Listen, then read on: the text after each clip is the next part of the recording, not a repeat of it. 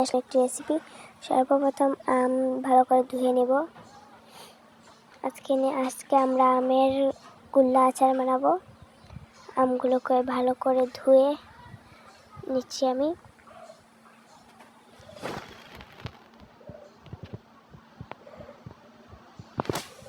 আমগুলোকে ভালো করে ধোয়া শেষ। এখন আমরা আমগুলোকে ছিলে নিব। তারপর সবগুলোকে একটা পর একটা ছিলে নেওয়ার পর আপনারা বটি দিয়েও ছিলে নিতে পারেন। আমি মেশিন দিয়ে ছিলে নিচ্ছি। আমগুলোকে ছিলে নেওয়ার পর আমরা এগুলোকে একটু কেটে কিছুক্ষণ রেখে দেব।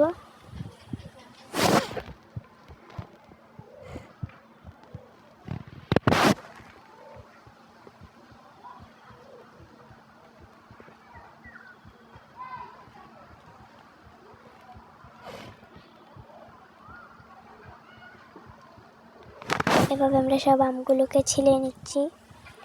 তারপরে এই যে গ্রেট করে নেব আমগুলোকে ভালো করে গ্রেট করে নেব সবগুলোকে। তারপর গ্রেট করা আমের মধ্যে আর কি আমরা লবণ দিয়ে দেব। অল্প দিবেন, অল্প একটু লবণ দিয়ে মাখিয়ে নেব ভালো করে।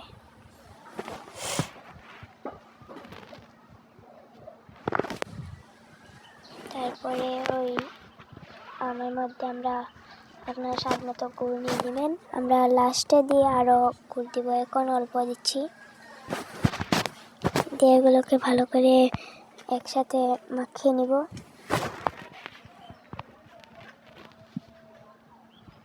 তারপর আমরা এগুলোর রস চিপে আলাদা করে নিব।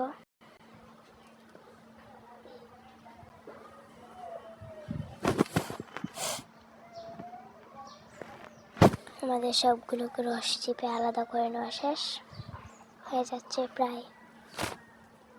এখন আমরা এগুলো রস ভালো করে একদম জল রাখলে কিন্তু হবে না, আচারটা সকাল নষ্ট হয়ে যেতে পারে। তাই কিছুদিন রেখে দেওয়ার জন্য আমগুলোকে রস ভালো করে চিপে এখন গুড় যে রেখেছিলাম ওই গুড়গুলোকে মেখে দিব।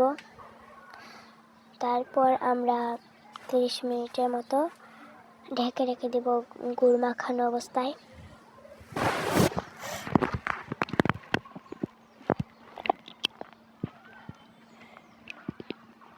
তারপর আমরা একটি বাটির মধ্যে এই 5 ফোড়ন নিয়ে নিচ্ছি। আপনারা দেখতেই পাচ্ছেন কি নিচ্ছি।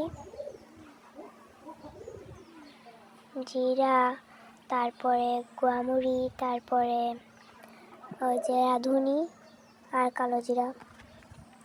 তারপর এখন আমরা একটি কড়াইয়ের মধ্যে রেখে ভালো করে ভেজে নিব সব কিছু।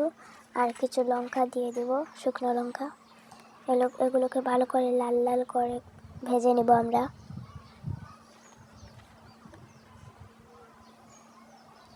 এই যে ভাজা প্রায় শেষ।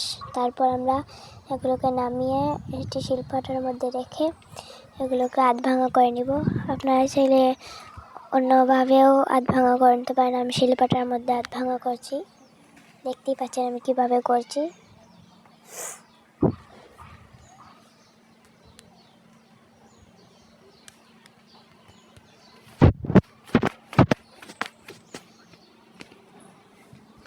এবার ভালো করে আধ ভাঙা করে নিবে এগুলোকে।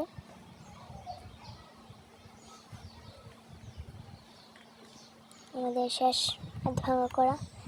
এগুলোকে আমরা এখন একটি বাটির মধ্যে নিয়ে নিব। এখন আমরা চুলাতে একটি কড়াই বসিয়ে তার মধ্যে আমরা ওই আমগুলোকে রেখে দিব। গুড় মাখানো আমগুলোকে, গুড়ের রস যে বগিগুলো হয়েছে ওগুলো শুদ্ধা।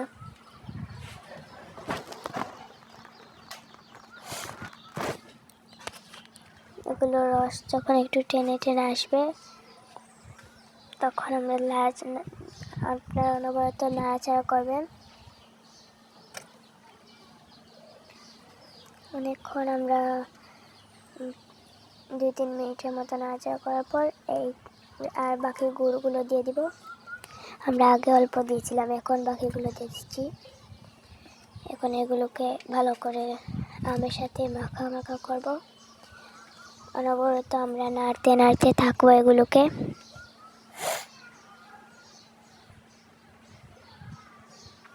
আমরা এমনভাবে নাড়তে হবে যেগুলো রসগুলো একদম শুকিয়ে যায়। দেখতে পাচ্ছেন আপনারা এখন শুকিয়ে গেছে। তারপর আমরা হলুদ দিয়ে দিব আধা চামচ, তারপর আধা টেবিল চামচ মরিচ দিয়ে দিব এবং আধা টেবিল চামচ লবণ দিয়ে দিব। এখন এগুলোকে ভালো করে একসাথে মাখিয়ে অনবরত নাড়াচাড়া করতে থাকবো। আপনারা 5-6 মিনিট এরকম নাড়াচাড়া করতে থাকবেন, কিংবা ঢেকে রেখে দিলে আপনারা কিছুক্ষণ পর কিন্তু নাড়াচাড়া করতে হবে। শেষের দিকে আমরা বেটে রাখা পাঁচফোড়নগুলো অল্প অর্ধেক দিয়ে দিব আর কিছুটা রেখে দিব। তারপর ওগুলোর মধ্যে আমরা সিরকা বা ভিনেগার, একজন এক একটা বলে, ভিনেগারটা দিয়ে দিব 2 চা চামচ।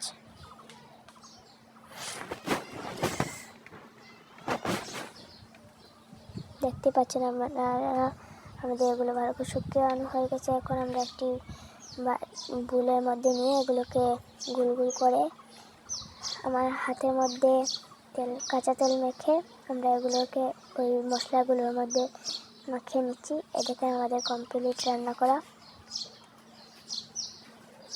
দেখতে